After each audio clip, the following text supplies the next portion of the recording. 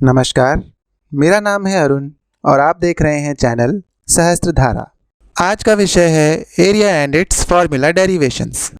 अपने पिछले वीडियोज़ में हमने लंबाई नापने से संबंधित समस्याओं पर विचार किया। अब हम क्षेत्रफल या एरिया की बात करेंगे। एरिया एक 2 डायमेंशनल क्वांटिटी या द्विआयामी मात्रा है जो बेसिकली किसी सरफेस पर घेरी गई जगह है। इसे हम 2 डायमेंशनल इसलिए कह रहे हैं क्योंकि किसी सरफेस पर घेरी गई जगह को नापने के लिए केवल लंबाई या लेंथ से काम नहीं चलता, हमें चौड़ाई या विड्थ की भी ज़रूरत पड़ती है। उदाहरण के लिए हम इस चित्र पर ध्यान देते हैं। मान लेते हैं कि ये रेक्टेंगल एक कमरे का फर्श है जिस पर टाइल्स लगानी है। कमरा 12 फुट लंबा और 8 फुट चौड़ा है। अगर एक टाइल 1 फुट लंबी और 1 फुट चौड़ी हो तो कमरे को पूरा ढकने के लिए कितनी टाइल्स लगेंगी? हम देख सकते हैं कि कुल 96 या 96 टाइल्स की ज़रूरत पड़ेगी। तो अगर हम 1 फुट लंबे और 1 फुट चौड़े टाइल को क्षेत्रफल या एरिया की इकाई मान लें तो कमरे का कुल एरिया 96 इकाई या 96 यूनिट्स होगा। पर ये 96 आया कैसे? पैटर्न से साफ है कि कमरे की लंबाई की दिशा में लगी टाइल्स की संख्या और चौड़ाई में लगी टाइल्स की संख्या को आपस में मल्टीप्लाई या गुणा करने पर हमें कुल टाइल्स की संख्या मिलती है। किसी रेक्टेंगल का एरिया इसी तरह निकाला जाता है।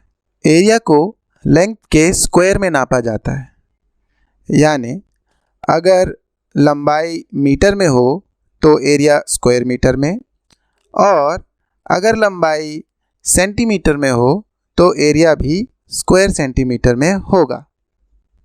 एक रेक्टेंगल के एरिया के फॉर्मूले की मदद से हम दूसरे ज्योमेट्रिक शेप्स के एरिया का फॉर्मूला भी निकाल सकते हैं।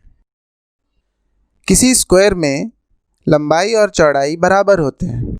अगर हम दोनों साइड्स को a मान लें तो स्क्वायर का एरिया a इंटू a यानी a स्क्वायर होगा।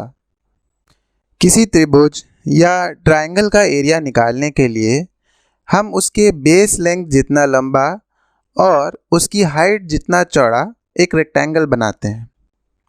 अब ट्रायंगल के टॉप वर्टेक्स से बेस तक एक परपेंडिकुलर लाइन खींचते हैं।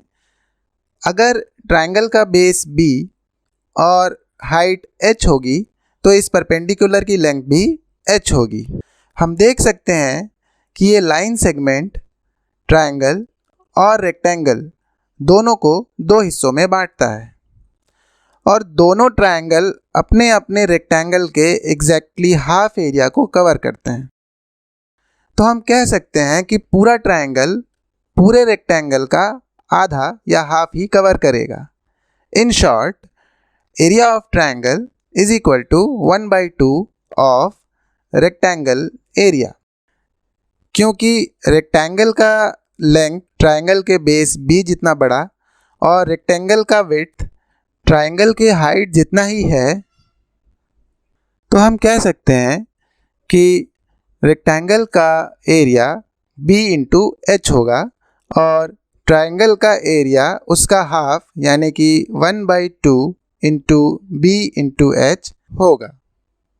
ट्रायंगल और रेक्टेंगल के बाद सभी रेगुलर पॉलीगन्स के एरिया के लिए एक कॉमन फॉर्मूला है। किसी भी रेगुलर पॉलीगन को कॉन्ग्रुएंट ट्रायंगल्स में बांटा जा सकता है। नंबर ऑफ ट्रायंगल्स उतने ही होंगे जितने साइड्स हैं। हर ट्रायंगल का बेस पॉलीगन की साइड के बराबर है, तो अगर पॉलीगन के सेंटर से ट्रायंगल के साइड तक एक परपेंडिकुलर लाइन का लेंथ पता हो, जिसे हम इंग्लिश में अपोथेम भी कहते हैं, तो हम 1/2 into side length into apothem length से एक ट्रायंगल का एरिया निकाल सकते हैं। n साइडेड पॉलीगन का एरिया सिंपली इसका n टाइम्स होगा। हम ये भी जानते हैं कि n times side length polygon का पेरीमीटर होता है, इसलिए हम ये भी कह सकते हैं कि पॉलीगन का एरिया उसके पेरीमीटर और अपोथेम की लेंथ के मल्टीपल का हाफ होता है, या दूसरे शब्दों में एरिया ऑफ पॉलीगन बराबर होता है 1/2 into perimeter of polygon into length of apothem. Video को लाइक करना और सहस्त्रधारा चैनल को सब्सक्राइब करना ना भूलें। हमारे नए वीडियोस की नोटिफिकेशन के लिए बेल आइकन दबाएं। फिर मिलेंगे। नमस्कार।